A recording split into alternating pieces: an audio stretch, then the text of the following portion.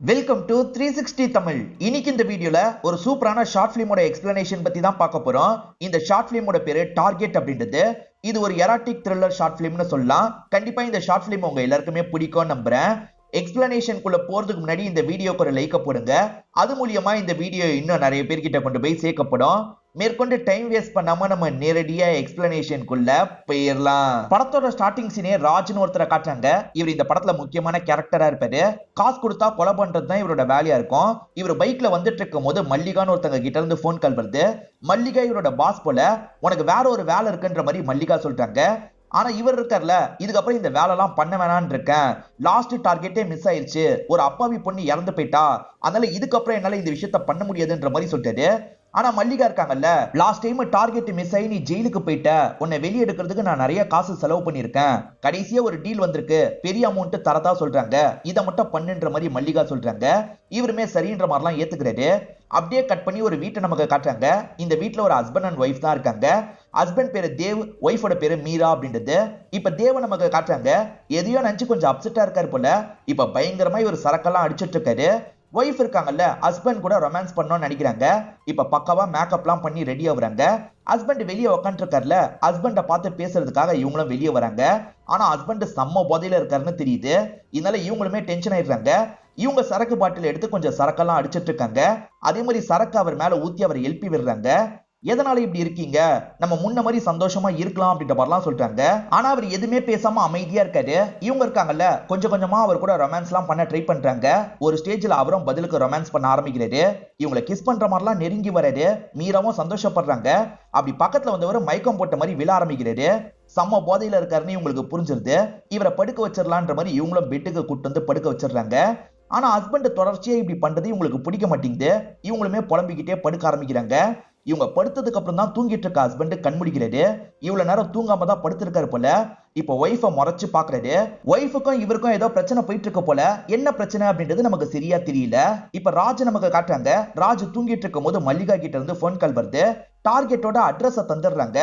அந்த அட்ரஸ்க்கு போய் யாரை கொல்லணும் போட்டோ அனுப்புன்ற மாதிரி இவர் கேட்கிறாரு. அந்த வீட்டுக்கு போனா டார்கெட் யாருன்றது உனக்கு தெரிஞ்சிடும். சிஸ்டம் ரிப்பேர் பண்ண வந்திருக்கன்ற மாதிரி வீட்டுக்குள்ள நுழைஞ்சிரு. டார்கெட் தெரிஞ்சோன்னா கதையை முடிச்சிருன்ற மாதிரி மல்லிகா சொல்றாங்க. போன வட்டியே தப்பாயிருச்சு, போட்டோ அனுப்புன்ற மாதிரி சொல்றாரு. அதுக்குள்ள மல்லிகா காலை கட் பண்ணிடுறாங்க. இவருமே கோவப்படுறாரு. அந்த அட்ரஸ் வேற எந்த அட்ரஸும் கிடையாது. தேவும் மீராவும் இருக்காங்கல்ல, அந்த அட்ரஸா தான் இருக்கும். சரி, அந்த இடத்துக்கு போய் கதையை முடிச்சிருவோன்ற மாதிரி இவருமே இந்த இடத்துல யோசிக்கிறாரு. இங்கதான் டார்கெட்னு டைட்டில போடுறாங்க. இப்ப ராஜ் இருக்காரு பாத்தீங்களா, அந்த அட்ரஸ்க்கு வந்து சேர்ந்துடுறாரு. வீடு நல்லா பெருசா தான் இருக்குன்ற மாதிரி யோசிச்சுக்கிட்டே கதவு கிட்ட வந்துடுறாரு. கூப்பிட்டு பாக்குறாரு. யாருமே வரவே மாட்டாங்க. ஆக்சுவலா மீரா இருக்காங்கல்ல, வெளியே இருக்க ஊஞ்சல்ல தான் உட்காந்து இருக்காங்க. யாரோ வந்திருக்கிறது மீராக்கு தெரிய வருது. யாரு என்னன்னு பாக்குறதுக்காக இவங்களும் அவரை நோக்கி நடந்து வந்துட்டு இருக்காங்க. மீராவை பார்த்தோன்னே இவருக்கு ரொம்ப பிடிச்சிருது. செம்மையா இருக்கா அப்படின்ற மாதிரி ஏற இறங்க இவரும் பார்த்துட்டு இருக்காரு. இப்ப மீராவும் இவரை நோக்கி நடந்து வந்துட்டு இருக்காங்க. மீரா பேசுறதுக்காக வருவாங்கன்னு பார்த்தா சட்டுன்னு நடுவுல தேவ் வந்துடுறாரு. என்ன விஷயம்ன்ற மாதிரி இவரை பார்த்து கேட்கிறாரு. சிஸ்டம் ரிப்பேர்ன்ற மாதிரி கம்ப்ளைண்ட் வந்தது, என்ன அனுப்பியிருக்காங்க அப்படின்ற மாதிரி சொல்லிட்டாரு. அப்படியா, சரி உள்ள வான்ற மாதிரி அவரும் சொல்லிட்டாரு. சரின்ற மாதிரி இவருமே இவர் கூட நடக்க ஆரம்பிக்கிறாரு. உள்ள கூட்டிட்டு வந்த தேவ் இருக்காரு பாத்தீங்களா, சரக்கெல்லாம் ஊத்தி குடிச்சிட்டு இருக்காரு. இதை கவனிக்கிற ராஜம், காலங்காத்திலேயே சரக்கு அடிக்கிறீங்க, அப்படி என்ன சார் உங்களுக்கு பிரச்சனை அப்படின்ற மாதிரி கேட்கிறாரு. ஏன் பிரச்சனை என்னன்னு சொன்னா சால்வ் பண்ணிருவியா அப்படின்ற மாதிரி அவர் கேட்கிறாரு. ராஜ் எதுவுமே பேசாம அமைதியா உட்காந்துட்டு இருக்காரு. இப்ப கொஞ்சம் கொஞ்சமா தேவ் இருக்காருல, அவரோட பிரச்சனையை பத்தி சொல்லிட்டாரு. இவர் பிசினஸ் பண்ணிருப்பாரு. ஆனா பார்ட்னர் இருக்கான் பாத்தீங்களா, இவரோட 2 கோடி ரூபாயை ஏமாத்திட்டு கிளம்பி போயிருப்பான். இதனால பெரிய நஷ்டத்துல இருக்காரு. எல்லாருக்கும் எப்படி பதில் சொல்றதுனே தெரியல. பத்ததுக்கு இந்த சிஸ்டம் வேற ரிப்பேர் ஆயிடுச்சு. சீக்கிரமா இந்த சிஸ்டத்தை ரெடி பண்ணி தான்ற மாதிரி கேட்கிறாரு. சரின்ற மாதிரி ராஜும் இந்த இடத்துல ஏத்துக்கிறாரு. உண்மையில ராஜுக்கு சிஸ்டத்தெல்லாம் ரெடி பண்ண தெரியாது. சும்மா பாவுலா பண்ணலாம். அதுக்குள்ள டார்கெட் யாருன்னு தெரியும். கதையை முடிக்கலான்ற மாதிரி யோசிக்கிறாரு. இவர் சரி பண்றாரா இல்லையான்ற மாதிரி தேவ் கவனிச்சுக்கிட்டே இருக்காரு. இவருமே சரி பண்ற மாதிரி டிராமாலாம் பண்ணிட்டு இருக்காரு. ஒரு ஸ்டேஜ்ல தேவ் இருக்காருல, போதையில படுத்து தூங்க ஆரம்பிச்சிடுறாரு. இவர் தூங்கிட்டாருன்னு தெரிஞ்சோன்னா ராஜ் கொஞ்சம் நிம்மதி ஆகுறாரு. இதுக்கப்புறம் தேவையில்லாம நடிக்க தேவையில்ல, அவளை போய் பார்க்கலான்னு யோசிக்கிறாரு. இவருக்கு மீராவை பார்த்தோன்னே ரொம்ப பிடிச்சிருது. அதனாலதான் அவங்க கிட்ட போய் பேசலாம் அப்படின்ற மாதிரிலாம் யோசிக்கிறாரு. இப்பயும் மீரா இருக்காங்கல்ல, ஊஞ்சல்ல தான் சோகமா உட்காந்து இருக்காங்க. இவருமே மீராக்கு பக்கத்துல வந்து பேச ஆரம்பிக்கிறாரு. மீரா ரொம்ப சோகமா இருக்காங்கன்னு இவருக்கு தெரியுது. என்ன மேடம், ரொம்ப ஃபீல் பண்ணிட்டு இருக்க மாதிரி இருக்குன்ற மாதிரி கேட்கிறாரு. ஆமான்ற மாதிரி இவங்களும் சொல்றாங்க. ஹஸ்பண்டுக்கு பிசினஸ்ல ஏகப்பட்ட லாஸ் ஆயிருக்கு, அதை நினைச்சு தானே ஃபீல் பண்றீங்க. கவலைப்படாதீங்க மேடம், எல்லாமே சீக்கிரமா சால்வ் ஆயிடும் அப்படின்ற மாதிரிலாம் சொல்லிட்டாரு. அதுக்கு இவங்க இருக்காங்கல்ல, பிசினஸ்ல லாஸ் லாபம்ன்றதெல்லாம் வரதுதான், அதை நினைச்சுலாம் நான் ஃபீல் பண்ணல. எங்க 2 பேருக்குள்ள பெரிய கேப் ஏற்பட்டுச்சு. என் ஹஸ்பண்ட் முன்ன மாதிரி என் கூட டைமே ஸ்பெண்ட் பண்றது இல்ல, அது எப்படி உனக்கு புரிய வைக்கிறது அப்படின்ற மாதிரிலாம் தயங்குறாங்க. எனக்கு புரியுது அப்படின்ற மாதிரி இவரும் சொல்லிட்டாரு. இப்ப லைட்டா அவங்க கையை டச் பண்றாரு. அவங்க எதுவுமே சொல்லாம இருக்காங்க. இவர் கொஞ்சம் கொஞ்சமா கையை நல்லா டச் பண்ண ஆரம்பிக்கிறாரு. ஆனா மீரா கொஞ்சம் அன்னீசியா ஃபீல் பண்றாங்க போல. சட்டுன்னு எந்திரிச்சு வீட்டுக்குள்ள போயிட்டு இருக்காங்க. கொஞ்சம் ட்ரை பண்ணா இவளை கரெக்ட் பண்ணிடலாம் போல அப்படின்ற மாதிரி ராஜும் யோசிக்கிறாரு. இவங்க பின்னாடியே சிரிச்சுக்கிட்டே வந்துட்டு இருக்காரு. வீட்டுக்குள்ள நுழைஞ்சவரு ஷாக் ஆயிடுறாரு. ஏன்னா தூங்கிட்டு இருந்த ஹஸ்பண்ட் இருக்காருல, இப்ப சிஸ்டத்துக்கு பக்கத்துல உட்காந்து இருக்காரு. சிஸ்டத்தை ரெடி பண்ணாம எங்க போனன்ற மாதிரி இவரை பார்த்து கேட்கிறாரு. சார், சிஸ்டத்துல வேலை கொஞ்சம் பெருசா இருந்தது, அதான் ரிலாக்ஸ் பண்றதுக்காக ஸ்மோக் பண்றதுக்கு வெளியே போனேன், ரிலாக்ஸ் பண்ணிட்டேன், இப்ப வேலையை முடிச்சிடுறேன் அப்படின்ற மாதிரி சொல்லிட்டாரு. வந்த வேலையை மட்டும் பாரு, தேவையில்லாத வேலை பார்க்காத, அதுக்கப்புறம் எனக்கு கோவம் வந்துச்சுன்னா என்ன பண்ணுவேனே தெரியாது அப்படின்ற மாதிரி தேவ் சொல்லிட்டாரு. ரொம்ப கோவக்காரரா இருப்பாரு போல அப்படின்ற மாதிரி இவரும் யோசிக்கிறாரு. இப்ப இவரும் சிஸ்டத்தை ரெடி பண்ற மாதிரி பாவலெல்லாம் பண்ணிட்டு இருக்காரு. அங்க போனா உனக்கு டார்கெட் யாருன்னு தெரிஞ்சிடும்ன்ற மாதிரி மல்லிகா சொன்னாங்கல்ல, இன்னமும் இவருக்கு டார்கெட் யாருன்னு தெரியல. சரி, மல்லிகாக்கு கால் அடிப்போன்ற மாதிரி திரும்ப திரும்ப ட்ரை பண்றாரு. ரொம்ப லேட்டா தான் மல்லிகா கால் எடுக்கிறாங்க. டார்கெட் யாரு, இங்க 2 பேர் இருக்காங்க அப்படின்ற மாதிரி சொல்லிட்டாரு. அந்த 2 பேர்ல யாரோ ஒருத்தர் தான் டார்கெட், என்ன கான்டாக்ட் பண்ணி கூட பேசல, மெசேஜ் மூலியமா தான் பேசியிருக்காங்க. அந்த 2 பேர்ல ஒருத்தர் டார்கெட், ஒருத்தர் கிளைண்டே உங்ககிட்ட வந்து அப்ரோச் பண்ணி பேசுவாங்க, டார்கெட் யாருன்றதை உனக்கு புரிய வைப்பாங்க, அதுக்கப்புறம் கொலை பண்ணா போதும், நீ அது வரைக்கும் சும்மா நடிச்சிட்டு அதுவே போதும்ன்ற மாதிரி சொல்லிட்டாங்க. யாரு டார்கெட்ன்ற மாதிரி இவர் யோசிச்சுட்டு இருக்காரு. அப்பதான் இந்த இடத்துக்கு மீரா வராங்க. மீரா இருக்காங்கல்ல, இவருக்காக காஃபி தான் போட்டு எடுத்துட்டு வந்திருக்காங்க. என்ன யோசிச்சுட்டு இருக்கீங்கன்னு கேக்குறாங்க. அதெல்லாம் ஒண்ணு இல்ல அப்படின்ற மாதிரி இவர் சொல்றாரு. ஒண்ணு இல்லன்னு சும்மா சொல்லாதீங்க, வந்த வேலையை எப்படி முடிக்கிறதுன்னு தானே யோசிச்சுட்டு இருக்கீங்க, கவலையே படாதீங்க, நீங்க வந்த வேலையை நல்லபடியா முடிப்பீங்க அப்படின்ற மாதிரிலாம் அவங்க பேசுறாங்க. எதுக்காக இந்த மாதிரிலாம் பேசுறாங்க, ஒருவேளை இவங்க தான் கிளைண்ட் போல, இவங்க ஹஸ்பண்டை தான் நம்ம கொல்லணும் போல அப்படின்ற மாதிரிலாம் இவர் யோசிக்கிறாரு. ஆனா நேரடியா இவங்க சொல்லல, அதனால இவருக்கு லைட்டா குழப்பமா இருக்கு. ஹஸ்பண்டுக்கும் ஒய்ஃபுக்கும் ஒரு பெரிய கேப் இருக்க மாதிரி தெரியுது. இதனால கூட ஒய்ஃபு கோவப்பட்டு ஹஸ்பண்ட் கதையை முடிக்க நினைக்கலாம், யாருக்கு தெரியும்ன்ற மாதிரி இவரும் யோசிச்சுட்டு இருக்காரு. இப்போ ஒரு ஸ்டேஜ்ல இந்த இடம் இருட்டவே செஞ்சிருது. இன்னமும் இவர் வேலையை பார்த்துட்டு இருக்க மாதிரிலாம் நடிச்சிட்டு இருக்காரு.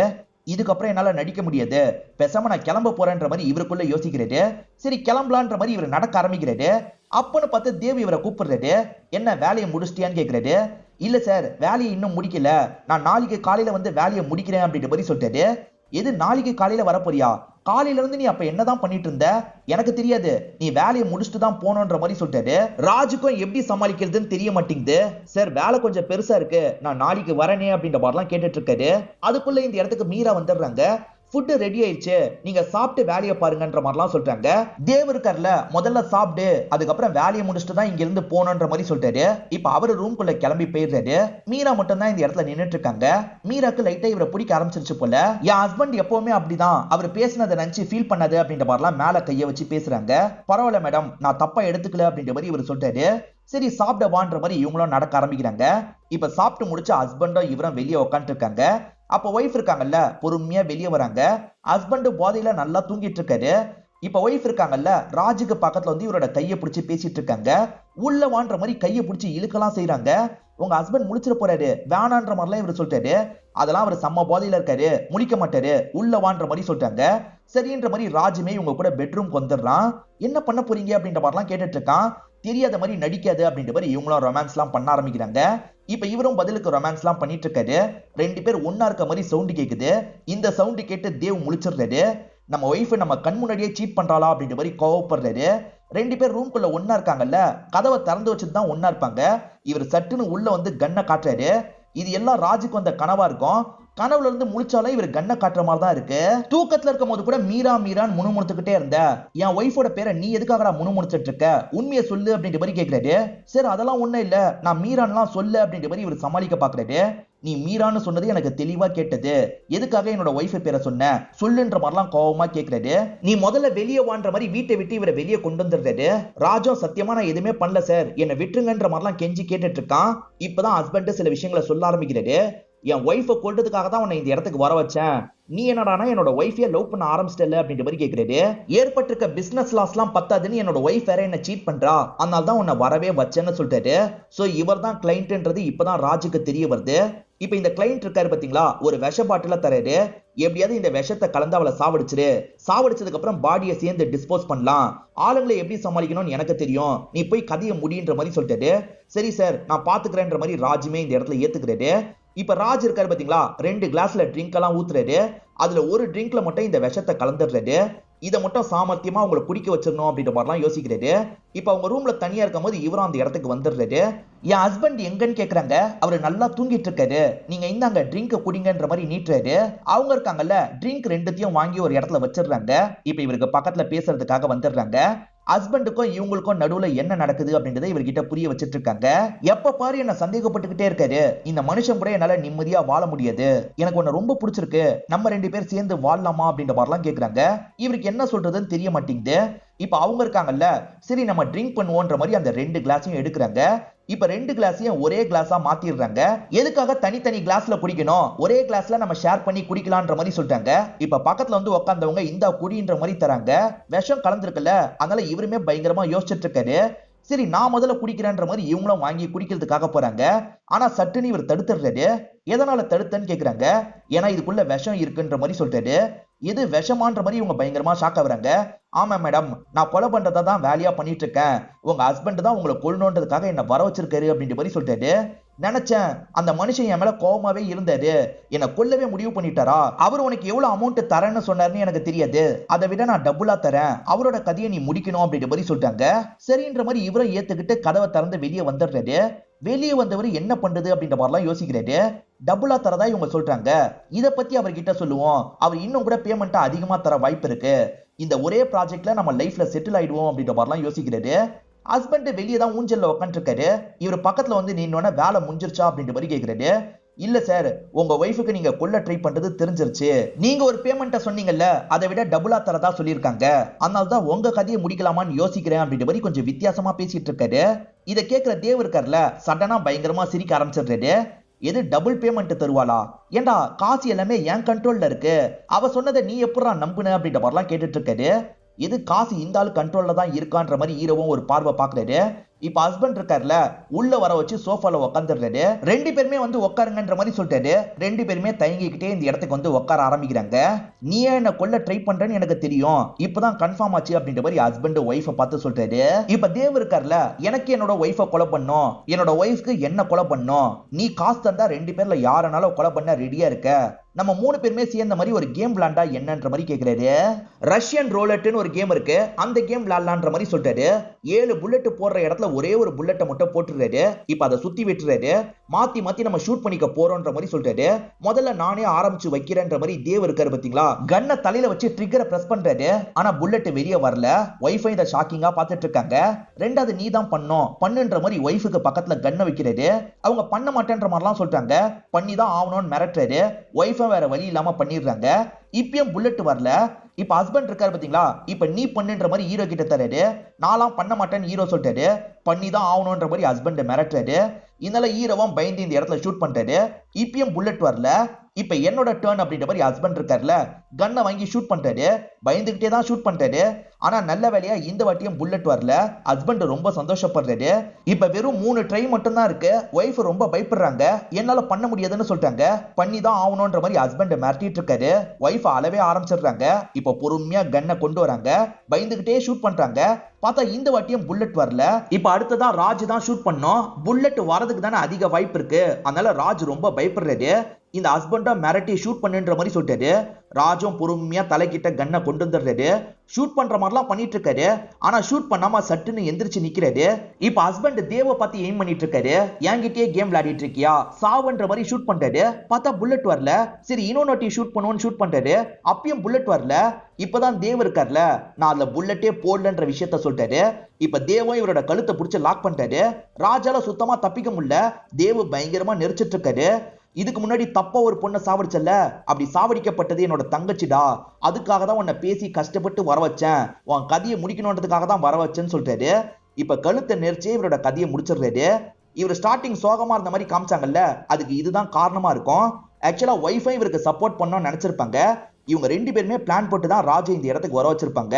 இப்ப சாமர்த்தியமா ராஜோட கதையை முடிச்சிருக்காங்க. இதுக்கப்புறம் இவங்க 2 பேருமே நிம்மதியா இருப்பாங்கன்ற மாதிரி காமிச்சு நமக்கு இந்த கதையை முடிச்சிடுறாங்க. கண்டிப்பா இந்த கதை உங்க எல்லாருக்குமே பிடிச்சிருக்கும் நம்புறேன். இந்த வீடியோ உங்களுக்கு பிடிச்சிருந்ததுன்னா லைக் பண்ணுங்க, கமெண்ட் பண்ணுங்க, மறக்காம 360 தமிழ் சேனலை சப்ஸ்கிரைப் பண்ணுங்க. தொடர்ச்சியா இந்த மாதிரி வீடியோக்கள் வந்துகிட்டே தான் இருக்கும்.